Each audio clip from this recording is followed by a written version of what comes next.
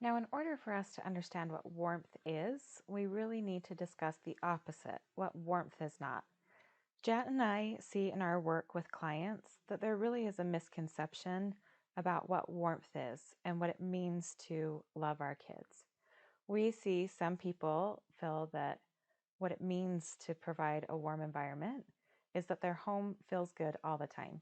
And that if the child is upset that we're turning off the screens, that we find a way to leave the screens on and we don't fight them because we want them to feel good about that.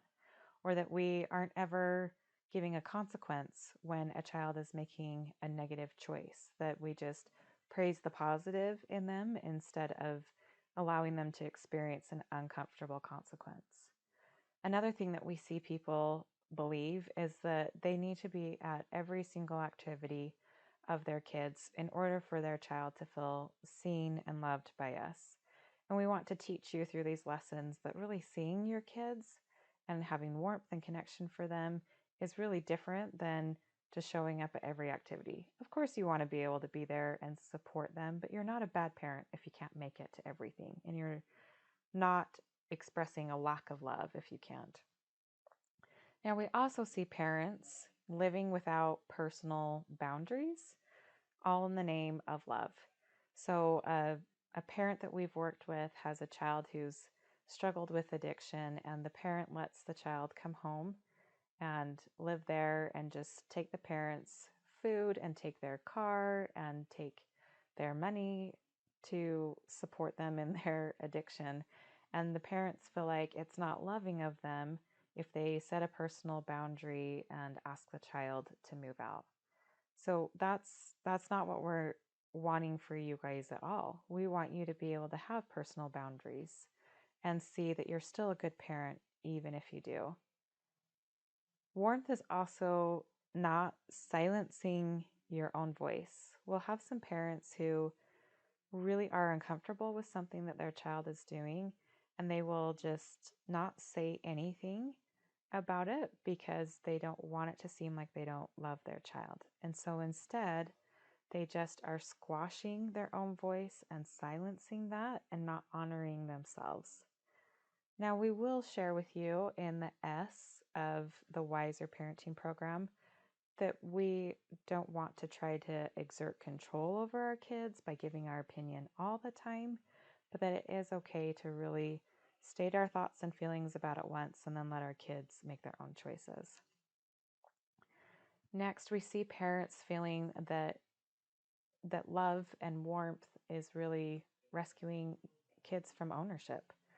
That if they see a child who forgot to take stuff to school repeatedly, so not just one time, but forgets their stuff for school repeatedly, that they're only a good mom or a good dad if they grab the stuff that the child forgot and drive it to the school for them.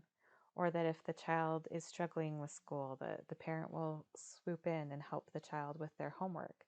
Or if the child gets in, if he gets a parking ticket, not a parking ticket, a speeding ticket. We've seen this happen too, where the parent will feel bad and feel like, oh, I love you and I'll pay it this time and next time just do better.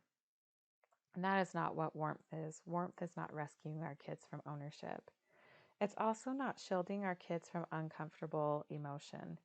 We're almost afraid of our kids experiencing the full spectrum of emotion, but it really is okay. And in a future time, we're going to do a course on emotional regulation and co regulating with our kids. And we'll teach you more about it there. But it really is okay for our kids to be upset if we turn off the screens, to be disappointed if they don't get to hang out with friends because they were disrespectful to you, to be frustrated that they don't get the privilege of their fun things when they haven't done their responsibilities. It really is okay for them to experience all of those emotions, and it doesn't make you a bad parent or not a loving parent. In these lessons, we're going to teach you what warmth really is. These things that we've all talked about are surface things, and we're going to get deeper in how we're really showing up for our kids and how we really view our kids and how that is what warmth and love really is. It's not this living without boundaries or rescuing our kids. That's not what love really is. So we'll talk about that more in the next couple of lessons.